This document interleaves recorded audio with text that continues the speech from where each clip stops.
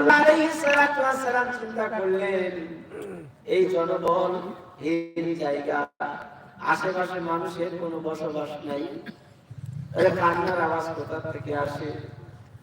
জঙ্গলের মধ্যে থেকে খোঁজ করলেন, মেলে না।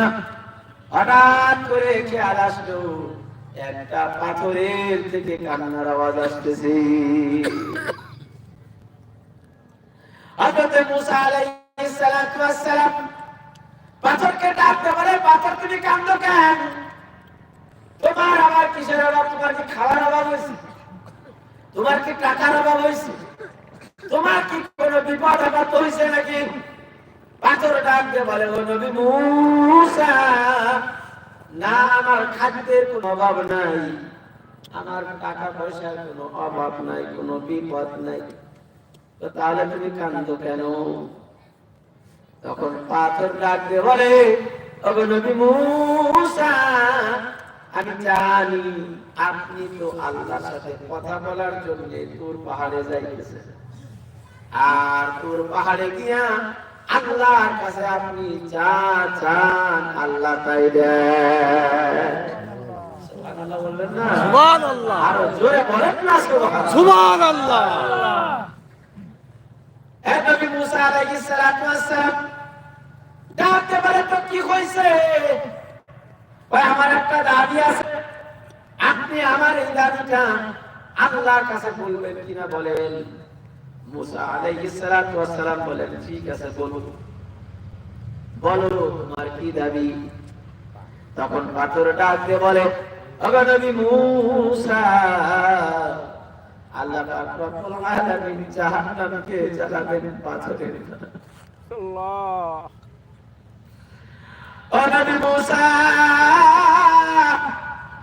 আল্লাহ পাক রব্বুল আলামিন জাহান্নামকে পাথরের দ্বারা জ্বালাইবেন। ওই জাহান্নামের আগুনে কেমনে পড়বো, কেমনে সহ্য করবো? ওই জাহান্নামের আযাব, ওই জাহান্নামের পোড়া আমি সহ্য করতে পারবো না, এই জন্য কান্দি। তুমি একটু আমার আল্লাহর কাছে গিয়ে আমার কথা বলিও, আল্লাহ পাক রব্বুল আলামিন যেন আমাকে জাহান্নাম থেকে মাফ করে দেয়। এবার আমার খুব ভালো করে বললেন, যে পাথরের উপরে শক্ত লোহা দিয়ে যদি আঘাত করা হয়, পাথরের কিছু হয় না, লোহা বাঁকা হয়ে যায়, কথা ঠিক কিনা? ঠিক। এবার আমার দাও দিয়ে পাথরের উপরে আঘাত করবেন, দাও বাঁকা হয়ে যাবে, ভেঙে যাবে, পাথরের কিছু হয় না। অথচ এই শব্দ পাথর জাহান্নামে জ্বলার ভয়ে কান্দে। কঠিন আযাব, কঠিন আযাব, যে আযাবের ভয়ে কঠিন পাথর কান্নাকাটি করে, আর তুমি আমি কষা কাদার তারা তৈরি মানুষ, জাহান্নামের ভয় বাবা একটু ভিতরে লাগে না, কেমনে সহ্য করবা? একটু চিন্তা ভাবনা করিয়া মাওলার কবরে যাইও।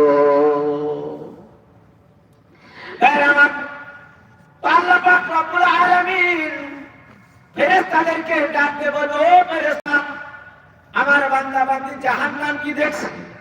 কয় না না, তোমার বান্দা বান্দি জাহান্নাম দেখে নাই। কয় যদি দেখতো, ইয়া আল্লাহ, যদি তোমার বান্দা বান্দি জাহান্নামকে দেখতো, তাহলে ঘর সংসারের কথা ভুলে গিয়ে জাহান্নাম থেকে বাঁচার আশা জঙ্গলে গিয়া শুধু উপরের দিকে তোমার কাছে জাহান্নাম থেকে মাপ চাইতো।